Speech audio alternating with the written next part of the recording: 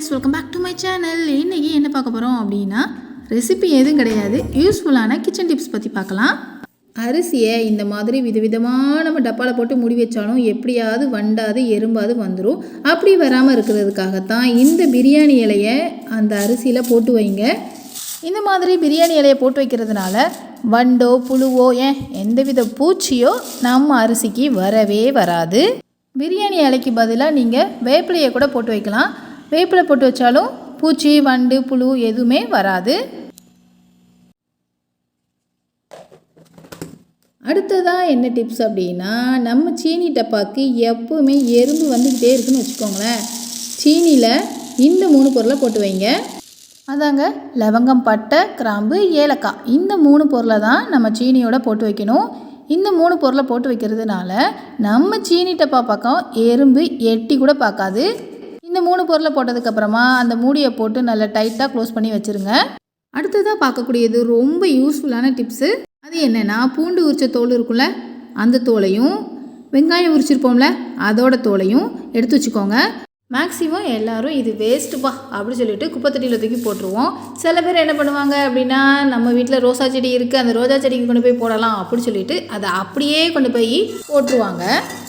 இனிமேல் தூக்கி போடாமல் அதில் கொஞ்சம் தண்ணி விட்டு வைங்க.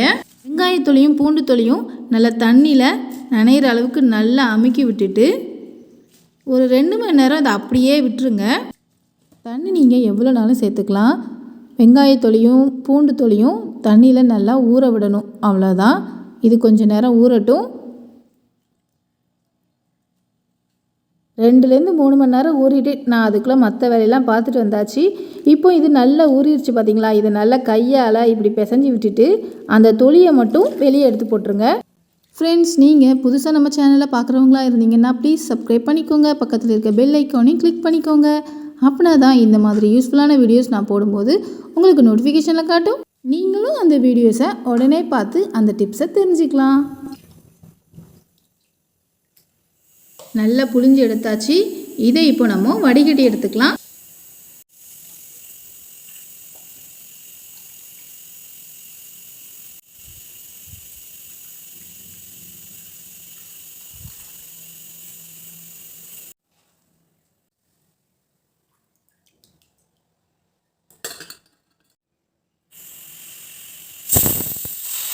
இந்த வடிகட்டின தண்ணீரை ஒரு ஸ்ப்ரே பாட்டிலில் ஊற்றி வச்சுக்கோங்க. நான் கொலின் பாட்டிலில் தான் ஊற்றி வைக்க போகிறேன். இதுக்காகலாம் போய் ஸ்ப்ரே பாட்டிலாம் வாங்க முடியாது அப்படின்னு நீங்கள் நினச்சிங்கன்னா ஒன்றும் பண்ண வேண்டாம். ஒரு சின்ன வாட்டர் கேன் எடுத்துக்கோங்க. அதோட மூடியில் ஒரு 4-5 ஹோலை போட்டு வச்சுக்கோங்க. அவ்வளோதான், ஸ்ப்ரே பாட்டில் மாதிரி நம்ம அதை யூஸ் பண்ணிக்கலாம். சரி, தண்ணியை ரெடி பண்ணியாச்சு, இது எதுக்கு தான் அப்படின்னு சொல்லுங்களேன் அப்படின்னு நினைக்கிங்களோ. சொல்கிறேன். அது வேறு ஒன்றுத்துக்கும் இல்லை. நம்ம டைல்ஸில் இல்லைன்னா நம்ம கிச்சன் சாமான் வச்சுருக்கிற இடத்துலலாம் எறும்பு வந்து அதிகமாக வரும் பார்த்திங்களா. அந்த டைமில் இதை ஸ்ப்ரே பண்ணிங்கன்னா எறும்பு மட்டும் இல்லைங்க, நம்ம கிச்சன் சிங்க் இருக்குல்ல, அந்த சிங்கில் கூட யானத்தெல்லாம் விளக்கி முடிச்சதுக்கப்புறமா இதை ஸ்ப்ரே பண்ணி விட்டோம்னா பாச்சா பள்ளி கூட வராது. ஸ்ப்ரே இவ்வளோ தானா, பாச்சா பள்ளி எறும்புக்கு தானா அப்படின்னு நினைக்காதீங்க. இன்னொரு சூப்பரான விஷயத்துக்கு கூட நம்ம இதை யூஸ் பண்ணலாம். அது என்ன அப்படின்னா, நம்ம வீட்டு செடிகளுக்கு கூட இந்த தண்ணியை ஊற்றலாம். உங்கள் வீட்டு செடியெல்லாம் நிறைய பூ பூக்கணும் அப்படின்னு ஆசைப்பட்டீங்கன்னா இந்த மாதிரி தண்ணியை ரெடி பண்ணி அதில் ஊற்றுங்க. உங்கள் வீட்டு செடியும் எங்கள் வீட்டு செடியில் எப்படி பூத்துருக்கு பார்த்தீங்களா, இந்த மாதிரி நிறைய பூக்கள் பூக்கும். எந்த செடிக்குனாலும் நம்ம ஊற்றிக்கலாம். நான் மல்லி செடிக்கும் ரோஸ் செடிக்கும் மேக்ஸிமம் ஊற்றுவேன். டெய்லி நம்ம செடிக்கு தண்ணி ஊற்றுவோம்ல, அதோடு சேர்த்து இந்த தண்ணியும் சேர்த்து ஊற்றி பாருங்கள். செடியெல்லாம் நல்லா வளரும், ப்ளஸ் பூக்களும் நிறைய பூக்கும்.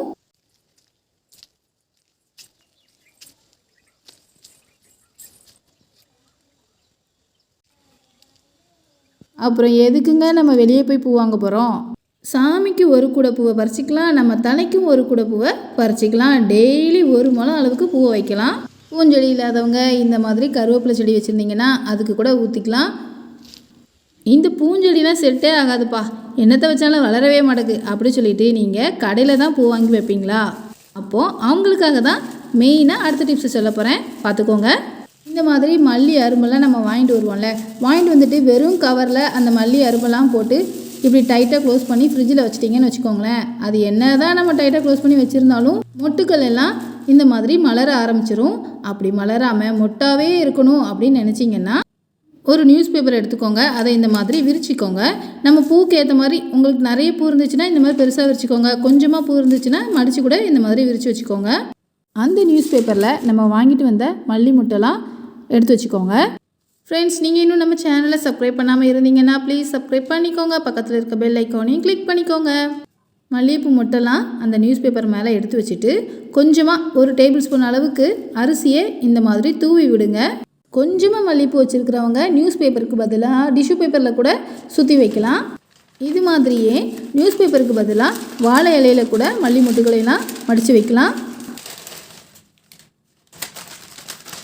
இந்த மாதிரி பேப்பரில் நல்லா சுற்றிக்கோங்க. பேப்பரில் நல்லா சுற்றினதுக்கப்புறமா ஒரு கவர் எடுத்துக்கோங்க. அந்த கவரில் இந்த மல்லிகைப்பூ கட்டின பேப்பரை உள்ளே வச்சுக்கோங்க. உள்ளே வச்சுட்டு அந்த கவரை நல்லா டைட்டாக முடிச்சு போட்டு விட்டுருங்க.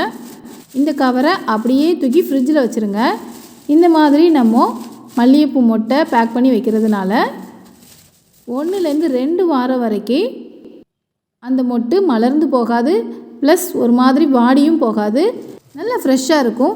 நம்ம கடையில் வாங்கிட்டு வந்து எப்படி இந்த பேப்பரில் சுற்றி வச்சோமோ அதே மாதிரி இருக்கும். நான் 1 வீக் கழித்து தான் பூ கட்டுறதுக்கே வெளியே எடுக்கிறேன். பாருங்கள் எப்படி இருக்குன்ட்டு. அந்த மொட்டுக்கள்லாம் எனக்கு அப்படியே தான் இருந்துச்சு. இந்த மல்லிகைப்பூவை எப்படி விதவிதமாக கட்டலாம் அப்படிங்கிற வீடியோவை இந்த வீடியோவில் டிஸ்கிரிப்ஷனில் கொடுத்துருக்கேன், போய் பாருங்கள்.